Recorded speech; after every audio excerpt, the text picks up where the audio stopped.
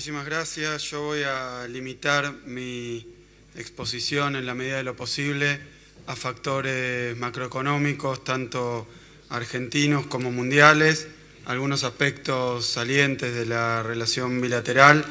y principalmente a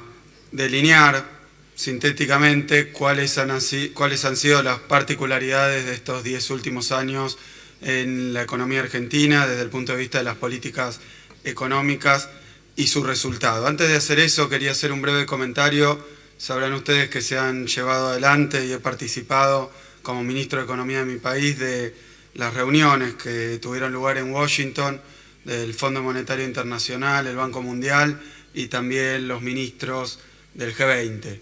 Traigo de Washington un panorama muy sombrío acerca de la evolución de la economía mundial. El año pasado el mundo en su conjunto creció 3,3% y los pronósticos que habían dado estos mismos organismos eran muy optimistas. La última proyección del año pasado marcaba un crecimiento global del 3,8% y ya en el mes de abril hemos tenido la primera revisión a la baja sobre el crecimiento de la economía mundial, donde no se espera que crezca más de 3,5% el PBI mundial. Esto significa ni más ni menos que la crisis económica global, financiera global, iniciada en el año 2008, con en septiembre la caída de la casa histórica Lehman Brothers de Wall Street, esa crisis, lejos de haber terminado, continúa evolucionando y como se mencionaba en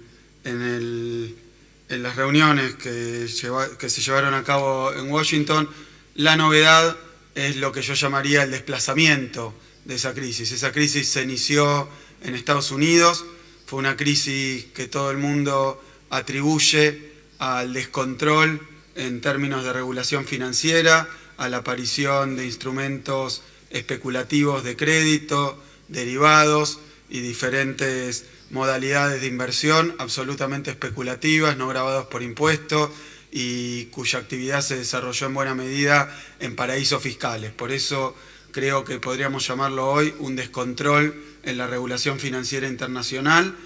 que dio lugar a la crisis financiera con epicentro en Estados Unidos, de esas hipotecas respaldadas, activos respaldados en hipotecas que no tenían ningún sustento económico material y de forma tal eso estalló en 2008 y decía recién que esa crisis se ha ido trasladando, se ha ido desplazando por diferentes regiones del planeta, de forma tal que la crisis se inicia en Estados Unidos en el sector financiero, rápidamente afecta a la economía norteamericana y mundial en su conjunto para después desplazarse hacia Europa.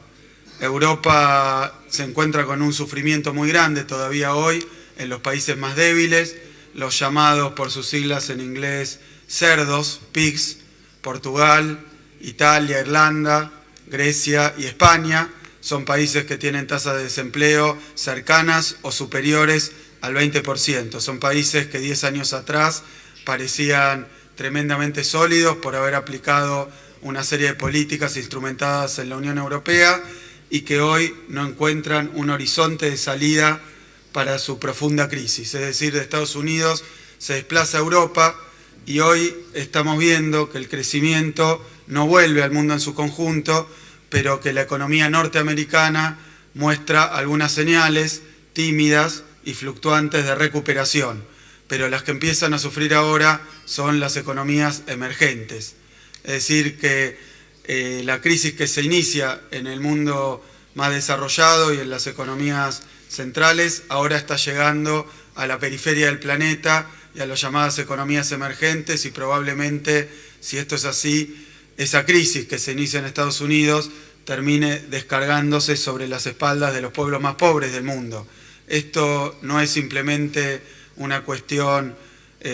política, sino que tiene su correlato financiero muy claro y económico muy claro. Lo que estamos atestiguando hoy es que Estados Unidos salvó su sistema financiero, sus bancos, a través de la emisión monetaria y el reemplazo de activos y de cartera de los bancos más extraordinario de la historia del capitalismo, pero ese salvataje de los bancos generó mucha liquidez y no alcanzó para poner de vuelta en marcha la economía mundial, sino que hoy Estados Unidos se está planteando subir nuevamente su tasa de interés e iniciar una política contractiva en términos monetarios. Si la tasa de interés sube en Estados Unidos, los capitales probablemente vuelvan a las plazas de los países centrales en el llamado flight to quality, vuelo hacia la calidad,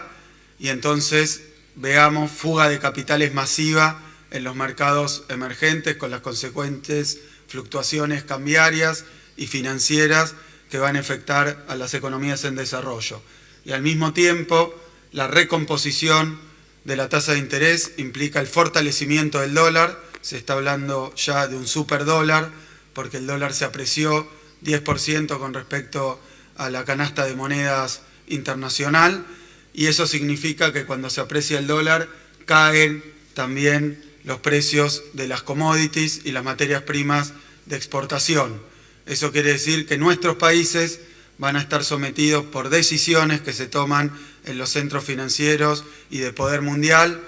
van a estar sometidos a graves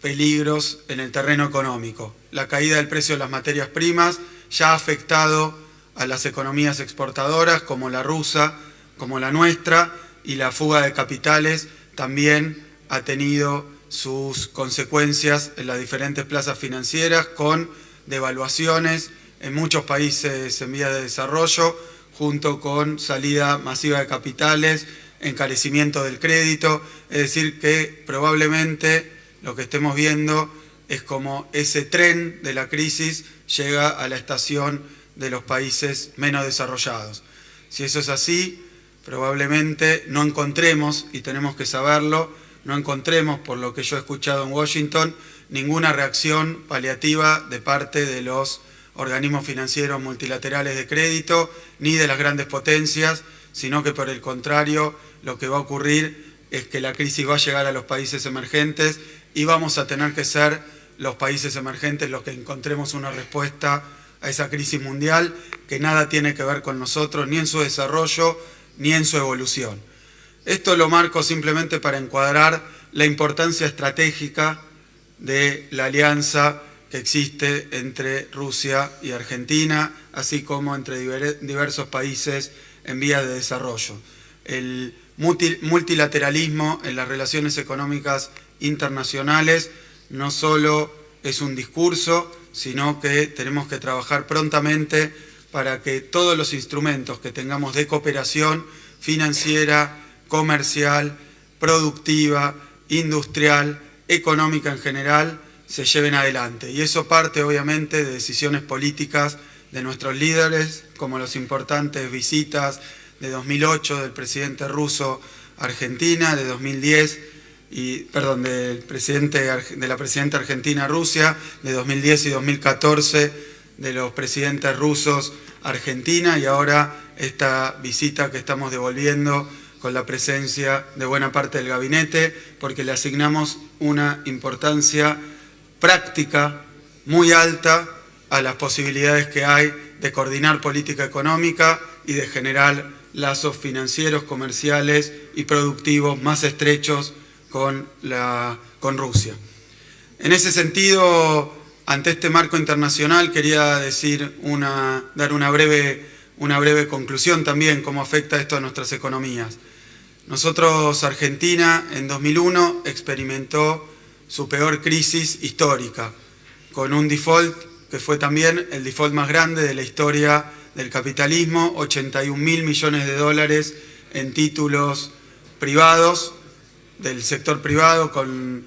el sector financiero internacional, pero también un default que afectó a nuestra relación con los demás países, porque se dejaron de pagar las deudas en el marco del Club de París y solamente seguimos pagando con los organismos multilaterales de crédito. Ese default enorme no fue una casualidad, sino que fue resultado de la aplicación en Argentina hasta 2001 y por aproximadamente 30 años de políticas económicas de corte ortodoxo y neoliberal,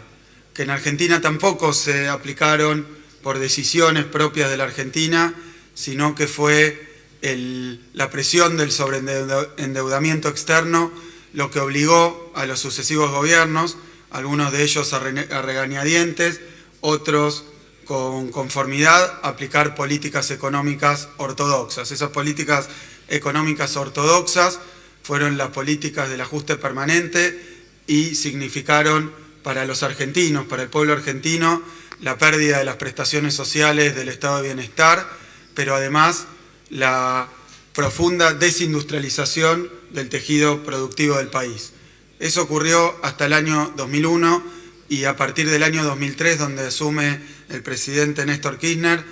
se inicia realmente un nuevo periodo económico en la historia argentina. Un periodo económico que nosotros denominamos en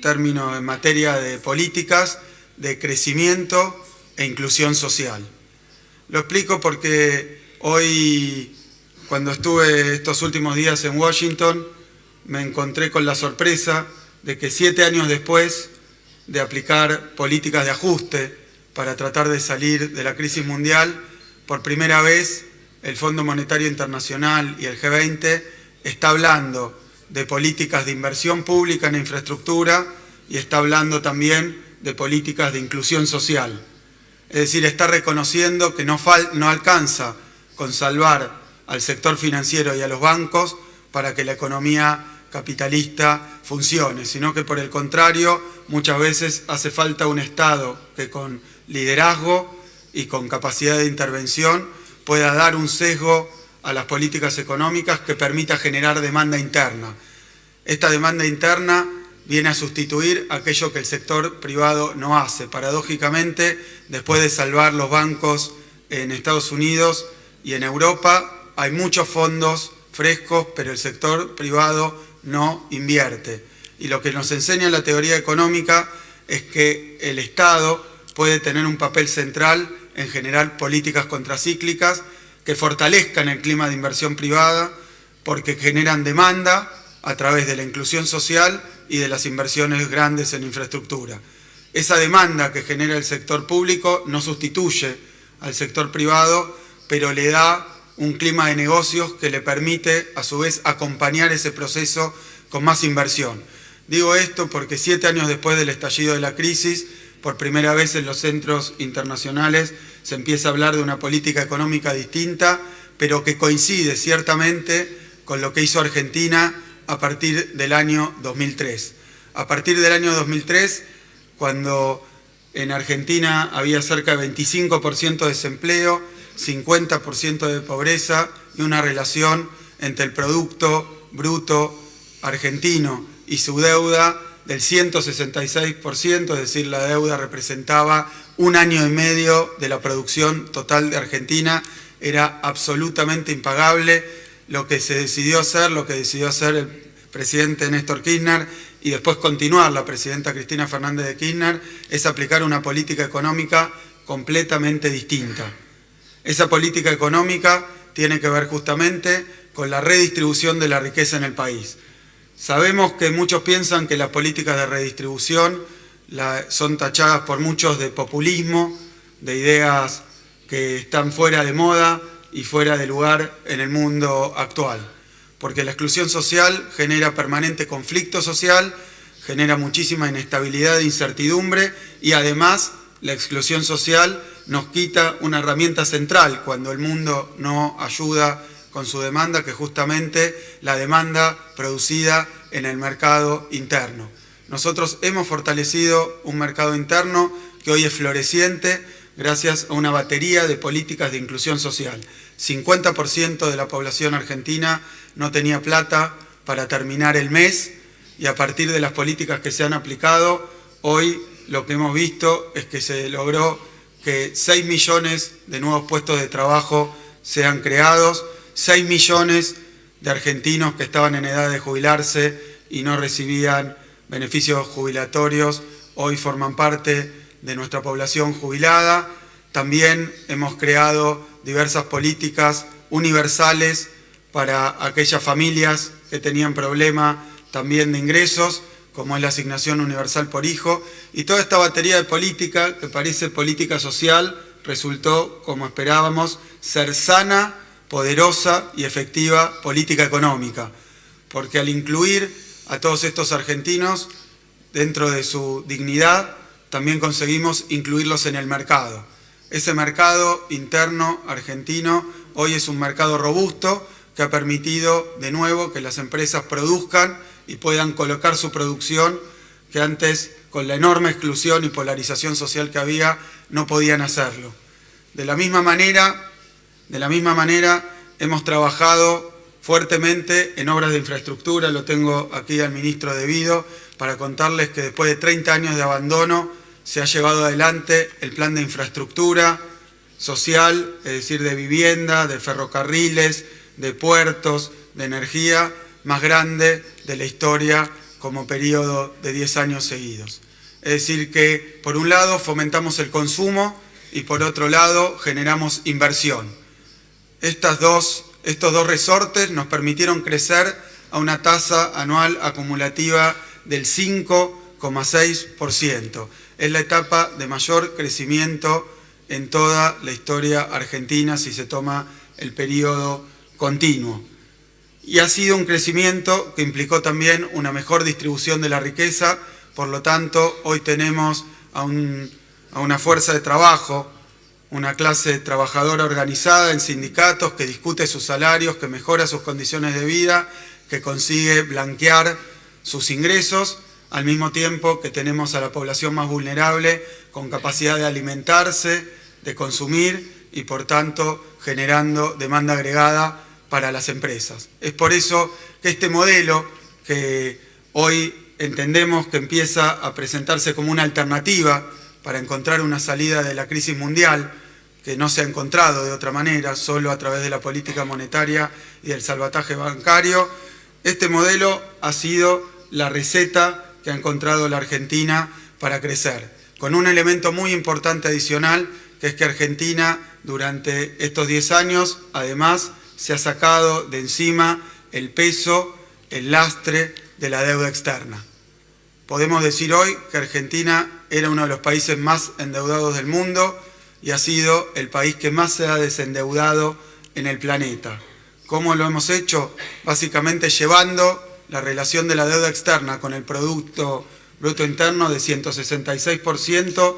a un actual 40%. Ese es el peso de la deuda en el producto. Si se considera con un poco más de precisión qué parte de esa deuda es externa y nominada en divisa, en dólares, la relación de la deuda externa, privada, en dólares, con el Producto Bruto Interno argentino es solo del 10%. Argentina se emancipó de algo que era un instrumento permanente de intrusión en su política económica. Los países que no pueden pagar su deuda se ven sometidos, para obtener nuevos créditos, a condicionamientos en la política económica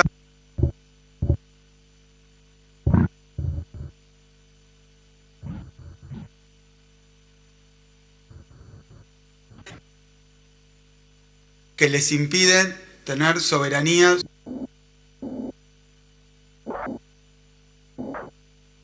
sobre sus instrumentos en materia de crecimiento. Y finalmente no crecen y cada vez se endeudan más. Es por eso que la inclusión social, la infraestructura, la inversión en infraestructura y al mismo tiempo el desendeudamiento han sido los 3 pilares que permitieron el crecimiento de la Argentina a tasas récord en toda su historia. Nosotros creemos que en este tipo de políticas hay países emergentes que han sido hermanos y que han aplicado paquetes similares a contramano de las recetas de los organismos financieros internacionales.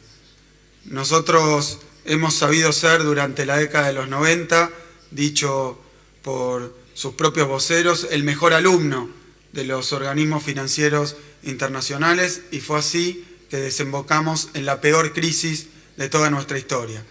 Mientras cuando llevamos adelante las políticas que democráticamente fueron elegidas por nuestro pueblo a través de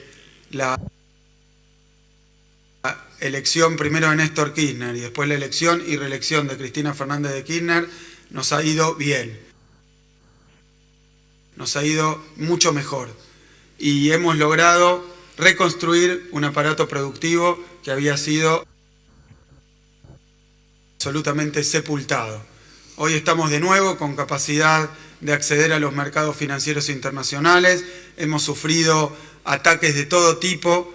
también absolutamente